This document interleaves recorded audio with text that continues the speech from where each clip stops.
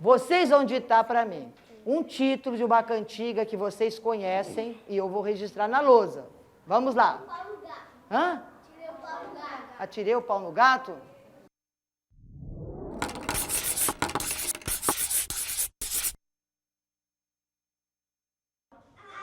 A professora Doroti propõe que as crianças criem uma lista de cantigas e parlendas que elas conhecem de cor. Assim, ela trabalha a leitura e a escrita a partir de algo que faz sentido para as crianças. Sabe a musiquinha, a parlenda do Corre Cutia? Corre. Corre Cutia, na casa... Conhece? Então vamos escrever? Tá. Vamos escrever o primeiro verso. Isso. Aqui. Corre, rede. Eu acho que letramento e alfabetização, sobretudo assim, quando a experiência delas, né, vai sendo colocada em palavra escrita, né, quer dizer, vai sendo chamada a atenção dela para essa possibilidade, né? Então, algo com que ela convive, né, é que vai ganhando, vamos dizer assim, um estatuto diferente. Então, letramento e alfabetização ficam ali muito entretecidos, né? Quer dizer, tem pesquisadores que falam mesmo alfabetizar letrando e letrar alfabetizando. Esse é o primeiro verso. Corre, cotia. O segundo, na casa. Então aqui embaixo, né? O segundo verso. Como é que é o na, hein, o Alex? Na. Que letrinha é? Coloca lá se você acha que é. Que mais? Falando de uma maneira geral, o letramento diz respeito à exposição das crianças, né, a essa sociedade letrada. E são múltiplas as formas. Ela anda nas ruas, ela vai no supermercado, ela vê a televisão, a escrita está aí. E aí esse contato, né, quase que inescapável com as letras é que vai produzindo isso, que é o letramento. A alfabetização, então, qual é a esfera, ou como é que ela fica circunscrita, né?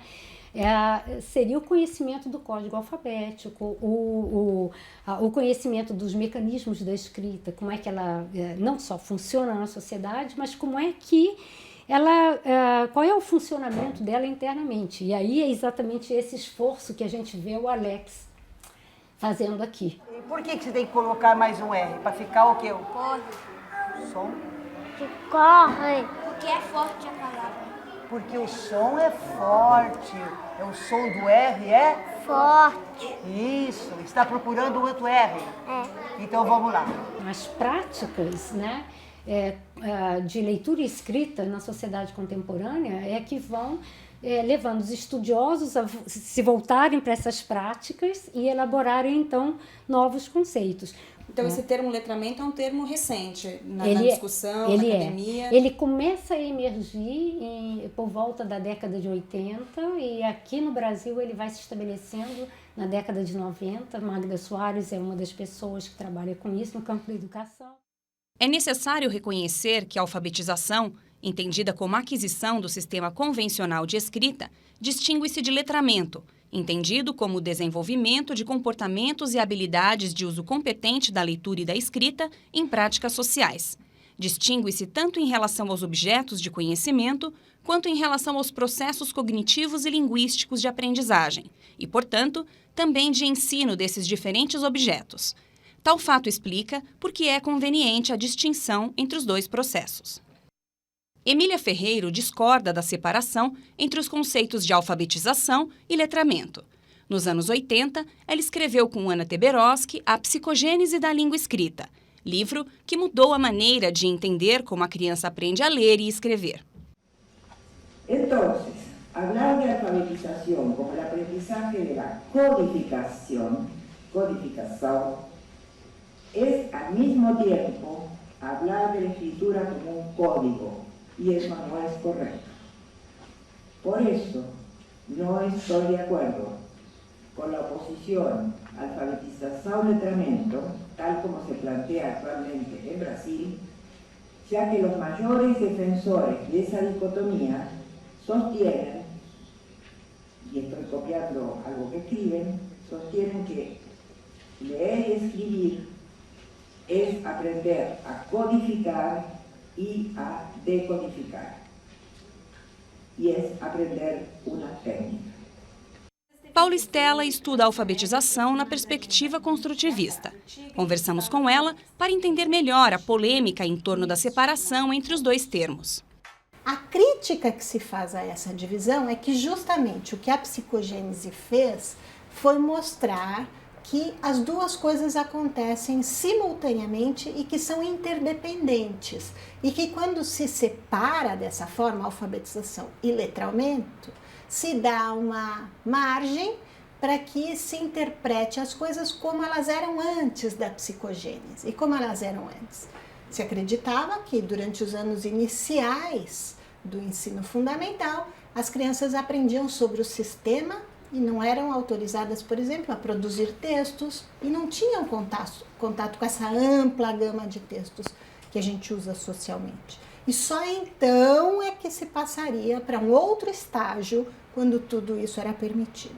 Eu penso que a crítica que se faz se deve a isso e, ao mesmo tempo, penso que dividir as coisas dessa forma tem a intenção de mostrar que são duas coisas que precisam ser cuidadas. Na aula de hoje, a professora Marisa utiliza os nomes das crianças do grupo para contextualizar o processo de alfabetização. Eu vou chamar alguns alunos para vir aqui e procurar nos nomes dos colegas aqui no crachazinho o nome da sua dupla. A questão do nome também, eu acho que é outro recurso super importante, super válido. E no caso dos nomes, como é que os nomes significam? Então, eu sei não só o meu nome, mas o nome do meu colega. Então, recurso extremamente válido. A gente vê muito frequentemente as crianças que ainda não conseguem, ainda não aprenderam, por exemplo, a generalização de todas as sílabas, né? Ainda estão com a dificuldade, o LE, né? Mas quando fala Lê é o Lê de Letícia, Gá é o Gá de Gabriel, e aí o nome passa a ser um recurso poderoso, né, fundamental ao qual eles recorrem. Eu seguro para você ler para os amigos, vai, coloca o dedinho. Pessoal, o nome do Christopher vai até aqui? Não. Então, deixa ele ler, vai, coloca o dedo de novo.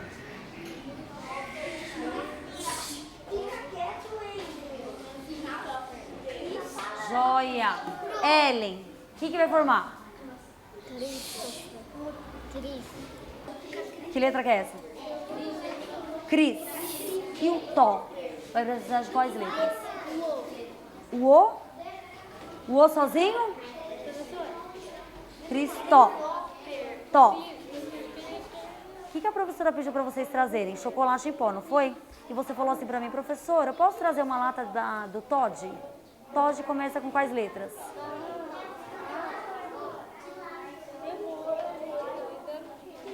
Tó. Cristó. Vai lá no rótulo do Todd. Com que letra começa o Todd? Com T. Bateu, não bateu no nome do Christopher? Depois vem o O. Muito bem. Cristó. Eu acho que é um recurso extremamente válido. Acho que as crianças vão realmente estabelecendo relações. Acho que no nosso mundo hoje, em que a gente vê, né, o uso e o abuso, inclusive das marcas, dos logotipos e tal, eu acho que pode ser muito fecundo. Acho que isso não elimina, de novo, o apontar do adulto, a orientação, o esclarecimento da letra, né? Mas eu acho que é um modo que aparece possível da criança estabelecer relações. No caso do Todd é bem, né, interessante. Agora, é interessante o caso do Todd porque ela lembra do Tó, mas o conhecimento ainda não está elaborado o suficiente, né? Inclusive o B e o D, né? Então, tem elementos ainda a serem trabalhados, né? Agora, o que as estratégias de recursos da criança naquele momento ajuda o adulto a saber onde tem que atuar. Uma situação parecida acontece na classe da professora Doroti. Aqui, alfabetização e letramento andam juntos. Professora. E embaixo corre cutia. Peraí, Ah. Se aqui estivesse o P? Se aqui estivesse o P? Se tivesse o P aonde? Aqui, no lugar do L? É. Ficava como? Lê isso aqui. Fala. M-E.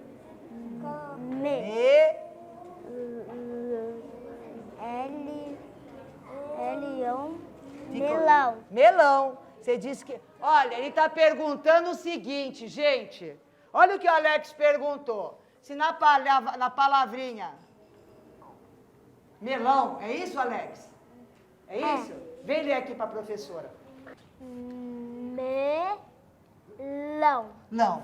Você perguntou se nós colocássemos no lugar do L o quê? P. O P.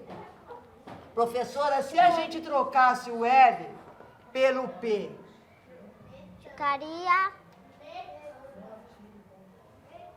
Mepão. mepão. Você conhece alguma palavra mepão? Existe isso? Existe só o quê? Pão. Pão, né, amor? É porque eu vi na sacola. Você viu na sacola? Você tá indo muito bem, tá ficando esperto pra caramba. Eu acho que esse é um exemplo bem claro, quer dizer, mais claro do que no Todd, né? Porque aqui o Alex, ele explicita pra gente, né? Porque eu vi na sacola. Então, aqui é muito bonito porque quando a criança começa a ler, quando ela deslancha na leitura, ela não para mais. E aí a escrita ao redor, quer dizer, ela é apropriada e ela convoca, né, o tempo todo. Então, eu acho que é um sinal de apropriação muito forte quando ele fala eu li na sacola, quer dizer, aquela... E aí, ao contrário, vamos dizer assim, no caso do Todd, a criança vai buscar ali uma relação ainda para construir. No caso do pão, é a escrita descontextualizada que ele vai contextualizar, né? Ele vai fazer referência ao contexto onde ele viu. A gente pode dizer que são exemplos de letramento e alfabetização acontecendo ao mesmo tempo? Eu acho que sim, né? Do meu ponto de vista, sim. Né? Tanto um quanto o outro. Porque aí depende como você argumenta do letramento. É a experiência, é a convivência, mas aí a criança já está, vamos dizer assim, quando ela lê o pão e diz assim, eu vi na sacola, vamos dizer assim, alfabetizou, né? Entendeu o mecanismo, vamos dizer assim, tá? Mepão não tem, né? Se eu trocar... Então, olha só, essa situação, trocar o L por P, a palavra que corresponde, né, às palavras utilizadas, as palavras no léxico, e reconhecer o que existe, o que está escrito e onde está, eu acho que ele já foi. Fora a cena final que a professora parabeniza, ele senta e vai contar vantagem para o outro, né? É muito lindo. Quando eu acertei, a professora até me beijou aqui, a bochecha. Que sortudo. Legal.